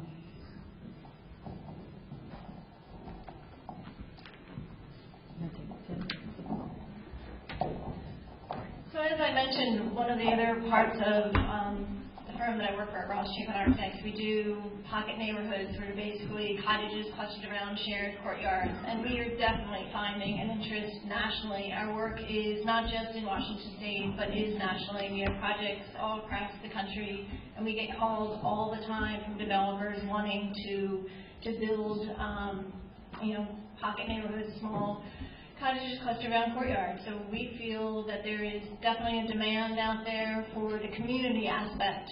And what we try to do in our communities is also pay attention to privacy as well as community. And we try to kind of nest the houses, having an open side and a closed side, making sure the bedroom doesn't look into the living room of the neighboring house, but really paying attention to maintaining privacy, but also being part of the community. But we definitely, and especially for kind of the aging population, there's definitely an interest of creating these communities. So we aren't all alone and isolated. I think there's always going to be people that are wanting that in America, but I think there's also a very growing number of us that want to be in a community setting. Do you have anything to add? No? Based on the clients we've been working with, I think that there's a real desire for a different type of housing. And I think that backyard cottages are kind of filling a desire in the rental market that was underserved before they became legal. So, as a renter, you have a choice. You can live in an apartment or you're going to rent an entire property. Having attached mother-in-law units and backyard cottages is really providing people in the city with more options, and you can kind of pick what fits you best. Go ahead. I heard a program on television just the other day about Chinese and Japanese developments in this concept, and they were said that people are going to be so mobile that they want to take their homes with them, when they get transferred for their jobs or whatever, So I guess that envisions some kind of like shell that you would be able to take to another location and load it into another structure, perhaps, like a high-rise that would load it. And then maybe you could have, multiple units. So all the stuff that you talked about tonight was going to be on somebody's property, And these other things would be on a parking garage for these homes. And maybe that's a concept that we could think about a little bit more, too, because... Even more modular. Yeah, it's similar, though, in size. So, for any of you who couldn't hear him, it wasn't actually a question. He was just bringing up that in Japan there's a movement towards tiny houses that are mobile prefab structures that people can take with them when they move to a different town for a job, and they can be fit into structures, sort of like a parking garage, where all of your interior and your shell goes with you, but instead of being on wheels or in a backyard, it goes into some sort of pod of many little modular homes. Shipping containers. Any other questions? Go ahead. Oh, sorry. I saw the man in the back first, and I'll... One of the things you talked about was bringing light into the house, and then our small home, two things we've done is use of tubular skylights. Very effective on our northern side of the house where we have not much space between us and our neighbors. Brings in a lot of light without the losses, heat losses. The second one was installing a garden, one of those garden windows, the greenhouse windows. We have a large overhang neighbor that's close. Bringing that glass out there with the frosted glass helps bring a lot more light into the house than we would have had otherwise, and makes a much larger space and feeling of space in the room. Thank you. In the green shirt? I didn't know why this flashed in my mind that what if you had backyard cottages but no pets, so that the cottages face each other and made a community? Ross Chapin has done that in a number of the communities, right? Well, in our cottage communities, we usually have a low fence, like about a 2-foot fence, just to kind of define the property around the house. And this just allows, we feel that it's very important to have a transition from the public space to the private house. And so we have that transition from the public garden into a private yard that's defined by like a 2-foot fence that you can see over, and then you go up to a porch, and then you go into the living space, and then bedrooms are typically in the back. But there's so many projects that you go around and see, a lot of townhouse projects that I just laugh because they have these 5-foot fences, they all face each other, and it's just a little postage stamp yard. And you just want to take down the fences because it would be much more, community minded. You have a larger space, your kids could play, and put the dog maybe in a dog run somewhere else. The idea was recently where the client bought it without realizing that the 20 feet of was actually in an alley with their property. And so you had backyard cottages on an abandoned alley, of which there are quite a few. And that could be the courtyard. And just to talk about that for one more second, I think cottages especially work on alleys because it basically creates another street, and we're just increasing our street frontage in a sense when we do that. And I'm hoping to have that happen with a project I'm working on currently, actually. We're going to take 4 more questions. Marie? This is actually a question for you. I'm really intrigued by your private neighborhood concept, and I've actually talked about that with several friends. As you say, you want to be alone, but with a community of people. What does the arithmetic work out to be with space? I mean, these private spaces, these private yards around these homes, what are you finding that you're typically putting together? How big are the homes? What are the lot sizes? What kind of acreage do you need to create these things? So So the question is about some of the pocket communities that Karen and Ross Chapin Architects are doing. What are the square footages of the lot and then the individual yards and homes? So, a lot of it does depend on the size of the homes. The project up in Langley was the first project that Ross had worked on with the cottage company. And that one, I believe it's 3/4 of an acre. And those are all under 900 square feet. Most of them are like 600 square feet. What we're seeing now, is especially as we go across the country, we're kind of getting a little bit bigger. But locally, when we've done them in Kirkland and Redmond, we had kind of a small footprint of a lot, and it tended to be around 2,200 square feet for the lot size, and then there's usually either a 1,000 square foot home up to a 1,500 square foot home, 2 stories.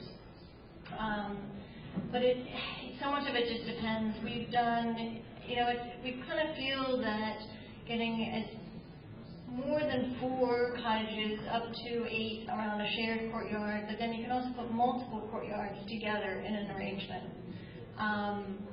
So it's something if you have an idea.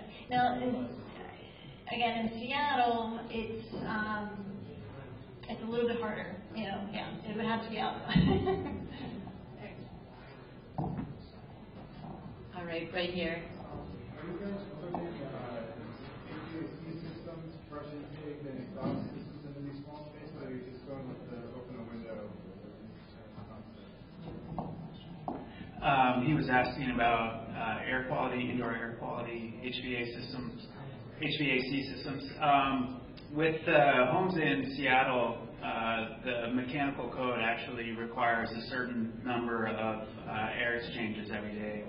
A lot of that is typically, the least expensive way is to use like a fan, an exhaust fan that's already in place, like a bathroom fan or a kitchen hood, to provide the exhaust, and then it's typically a backflow vent somewhere in the home that's the intake. With a small space, it's probably not worth having a heat exchange system set up. They're so efficient to begin with. Usually just bring the fresh air directly in and meet the required air exchange on a daily basis.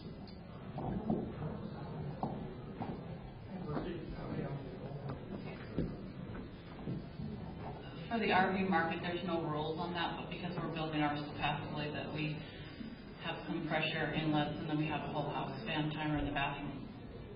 Whole house fan in the bathroom on a timer.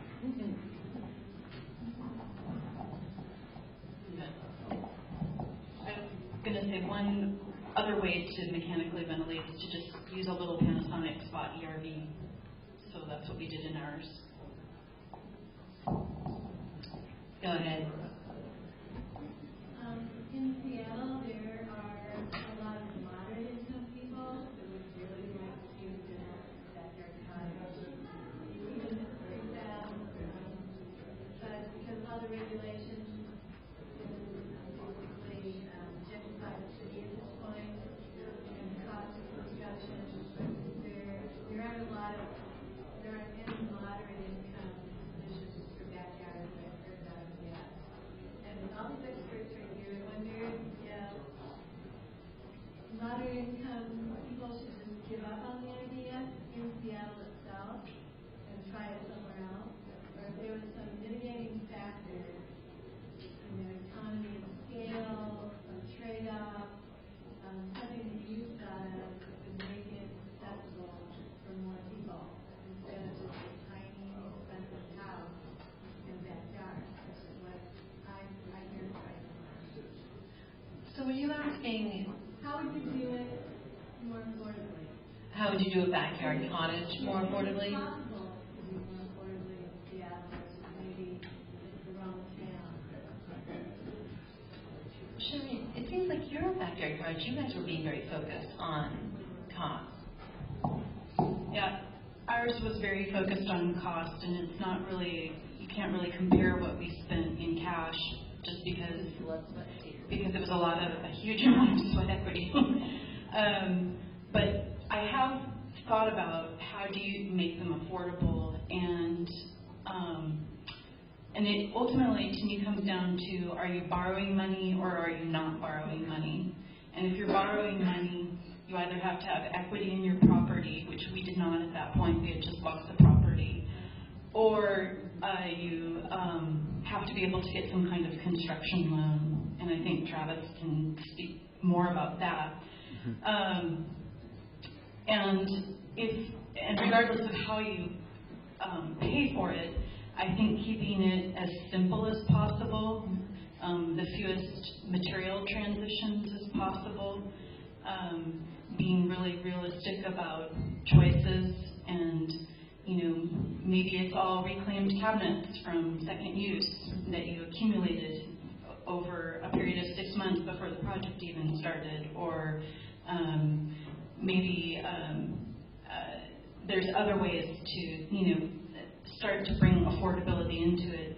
The thing is, building small is a higher cost per square foot because you still have a bathroom and you still have a kitchen and you still have all your services, and so pulling that across the square footage makes a much higher square footage than a larger house. Did that help? It all helps. I don't know if there's really an answer. I have to get really creative. Yeah, I got one. I've been doing it for 15 years. My house should probably be in shelf from the state of the art, but that means because I've got a lot of reclaimed materials, and my family's Scottish, so I don't want this. You just gotta get creative. Boneyard are your friends. Don't tell them a certain paint color, tell them when you do. Yeah, that's right. And yeah, I do agree. It's kind of like you're either borrowing the money or you're going to use cash or whatever you can to try to cut costs here and there. But sometimes when you're doing either the equity side or if you're doing the construction loan side, they're structured differently. Like I said, one's kind of structured on the future value, but that's not what you're stuck with. That's just what you have at that time. Maybe your goal is to use this instrument, like let's say a construction loan, just to get the process started. Maybe it's a little bit more expensive right off the bat, but as soon as you're done with the project, and maybe it's time to refinance that into your mortgage, maybe it's time to, maybe you have some equity in your house after that, and then you can refinance with that, or maybe you come into some of the cash along the way. That's something that you plan for when you're going on the finance side. Main thing the underwriters want to know is your ability to pay back the loan, so they're not going to lend you anything that you can't afford at the time. And it's up to me as a banker to make sure that it fits within your budget and what strategies we can implement to do that.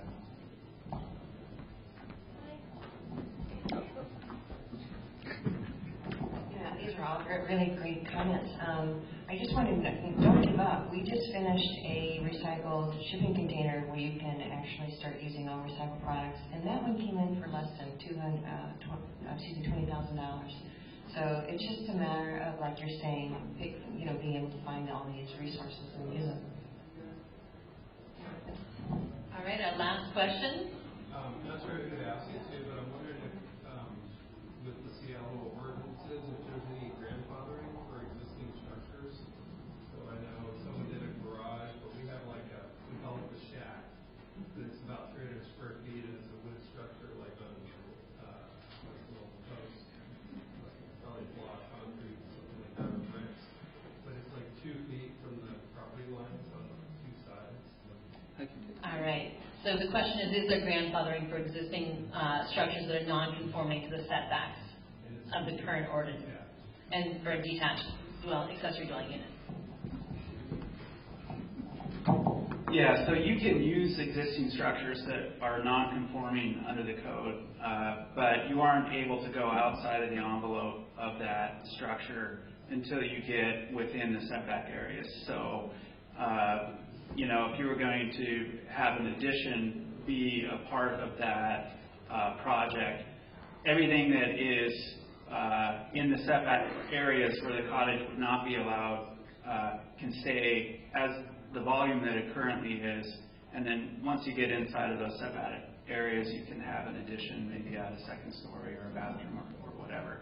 But one of the difficult things that we encounter a lot when we're working with people to convert existing sheds or garages is how to retrofit them to meet current energy codes. And particularly when you're working with the garage that has a slab on grade, or you're working with structures that have 2x4 framing, shallow ceiling depths, rafters, framing members, becomes really difficult for a lot of existing structures solely because of the energy code. And so that's something that you've got to sort of have in the mix when you're considering utilizing an existing structure. All right. I just wanted to add one other thought to kind of the finance question that was going around. And one of the things that, I don't have any answers, but one of the things I'd be interested to talk to the city of Seattle, if they want to see more backyard cottages, there's got to be a way to help finance them. Because once they're built, you have the rental income. My husband and I are, again, just building our own house, and we built an attached ADU as part of it. And we got a construction loan, and we're projected to bring in a certain amount of income from that house. Now, they didn't use that to qualify us, but there's got to be some creative way that it can be. And is there a fund out there that started for people in Seattle that wanted to build, a backyard cottage in their lot? Because eventually, I believe that the numbers will work out, that the rental income will help.